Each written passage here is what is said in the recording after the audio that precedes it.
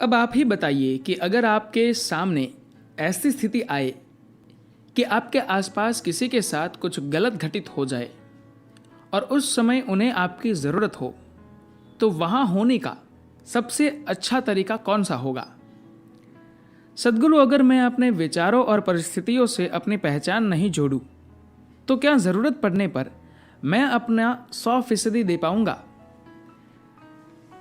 सद्गुरु कहते हैं, अगर तार्किक रूप से देखा जाए तो किसी चीज से अपनी पहचान न बनाने का मतलब है कि आपके और आपके काम के बीच एक दूरी है। लेकिन पहचान नहीं बनाने का मतलब उसके साथ जुड़ाव न रखना नहीं है। दरअसल जब आप कोई पहचान नहीं रखते तो आप सजग रूप से खुद को जोड़ सकते हैं। अगर आप अपने जीवन की हर स्थिति में खुद को झोंक नहीं देते, तो इसकी सिर्फ एक वजह है कि आपने अपनी पहचान बहुत गहरी बना रखी है। आप अपने स्वार्थ की वजह से खुद को पूरी तरह से समर्पित नहीं कर सकते हैं। लेकिन जब आप चीजों से अपनी पहचान नहीं बनाते, तो फिर आप पूरी तरह से किसी चीज से जुड़ सकते हैं। लेकिन जब आप चीजों से पहचान बनाते हैं और फिर किसी चीज से जुड़ना चाहे, तो हर बार आपका जुड़ाव आपसे सवाल करता है और आपको डराता है कि आप जो है उसका क्या होगा।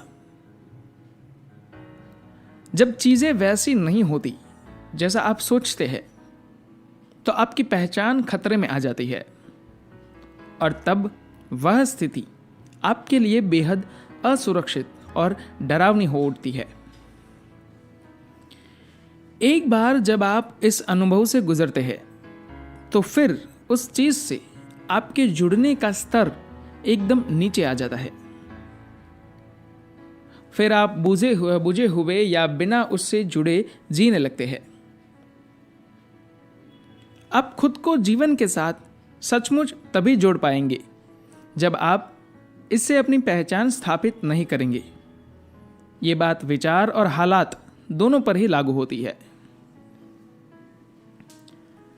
अर्श ने कहा, मान लीजिए मेरे किसी रिश्तेदार के साथ कुछ गलत हो गया।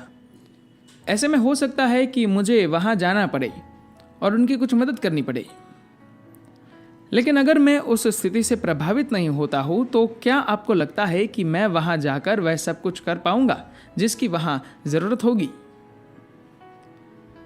सद्गुरु कहते हैं कि मान लीजिए आपके प्रियजन के साथ कुछ घटित हुआ और आपने उनके साथ अपनी पहचान बनाकर नहीं रखी है।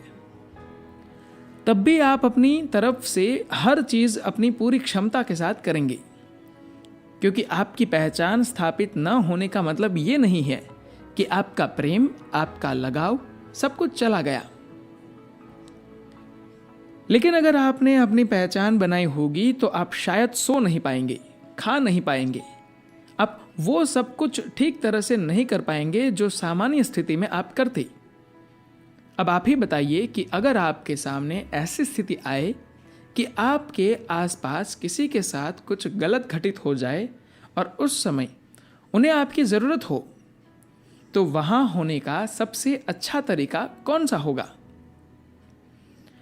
वहां अपने होशो हवास और संतुलन को पूरी तरह से बनाए रखते हुए अपनी पूरी क्षमता के साथ मौजूद होना, या फिर अपना संतुलन खोकर वहां रहना, दोनों में से बेहतर क्या होगा? अब तक सारे अज्ञानी लोगों ने आपको हमेशा यह यकीन दिलाया है कि अगर आपका कोई अपना बीमार होता है, मरता है या उसके साथ कुछ बुरा होता है, तो आपको पूरी तरह से टूट जाना चाहिए, नहीं तो यह समझा जाएगा कि आप उन्हें प्यार नहीं करते, जबकि यह सच नहीं है। प्रेम असमर्थता नहीं है, प्रेम एक क्षमता है, प्रेम एक समर्पण है, प्रेम एक प्रतिबद्धता है। यह बिल्कुल जरूरी नहीं है कि आप बिखर जाए। अगर अपनों को मुश्किल में पाकर आप टूट जाते हैं, तो इसकी एक साधारण सी वजह है कि आप उनसे अपनी पहचान बनाए हुए हैं। इसकी वजह कि आप उनसे जुड़े हुए हैं, तब आपको जीवन का आनंद लेने में अपराध बोध महसूस होता है। घर पर कोई बीमार है, मैं हंस रहा हूं, इसे लेकर तो अपराध बोध महसूस करना चाहिए। ये सब बकवास बातें हैं। अगर एक इंसान बीमार है तो पूरी दुनिया को बीमार होने की जरूरत नहीं है।